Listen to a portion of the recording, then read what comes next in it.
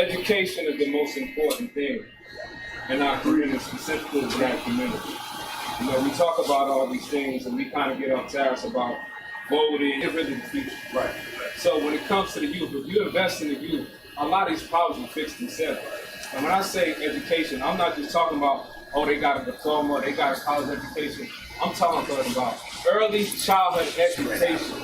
If we don't lay the foundation, they still live in the residual effects of the crack epidemic.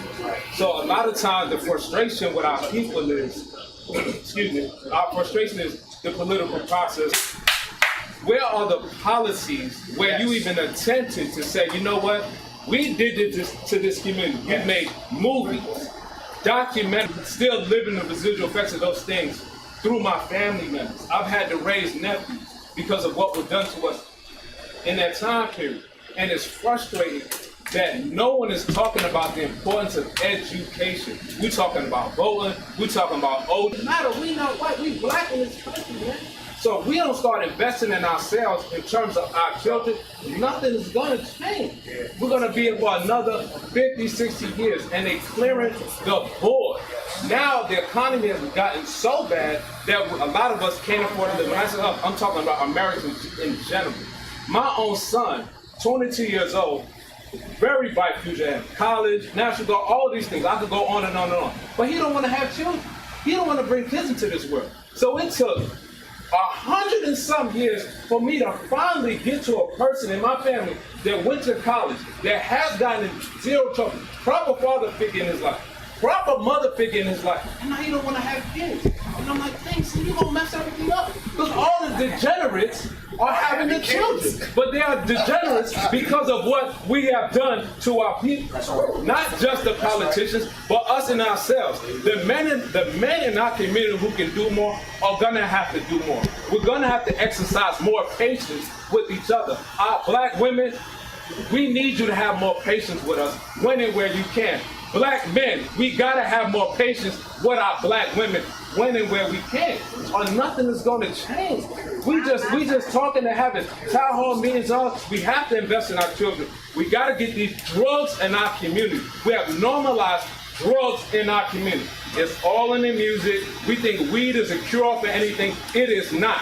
It causes anxiety. It causes depression. The weed is far stronger today than it was back in the day. And we are smoking weed with our children. We listen to the same music as our children. We dress like our children. The mothers and daughters are sleeping with the same men in the community. It is ridiculous. It is ridiculous. And until we invest in our children properly, nothing is going to change. Early childhood education, getting these drugs out of our community, and building families. Families are the foundation of community.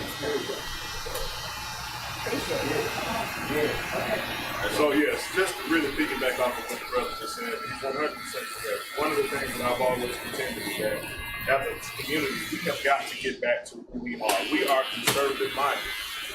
It's just that because of, I don't know, cultural conditioning, we have aligned ourselves with an ideology that runs counter to our progress. When you're talking about family, when you're talking about familial structure, and the brother was 100% correct, you have to get in the formative years of children when they're about 8 years old. After that point, if it's not in them, they're going to be subject to the whims of culture. As you said, this music is garbage, it's poison. The culture, like the weed, all this stuff, we have to do a hard reset, and that's uncomfortable for a lot of us to hear. But as I would say, as a conservative, I'm proud to say that, we have to align that. I guarantee you we would have a better outcome as conservatives if we embrace that mentality and that ideology. Every other culture knows what we're capable of. If we were to come together and really have our families intact and really do the thing, we have that Moorish spirit. And a lot of people don't really understand what that is and the power of our melody. But our counterparts do. They understand it. We just don't know that. We use it and harness it into the most negative ways possible. But I think that as a whole and as a community, right now with this illegal immigration, they're literally all the things that are being proposed and flooding this country with, they're replacing us as a reliable voting. A lot of us are waking up. Yes. And we're starting to say, hey, wait a minute. We're just not going to just go with the Democrats just because they're saying this. We have lived experience that we these things with in this narrative. Because everybody has access to a cell phone and the internet, you don't have to rely on mainstream media to get your news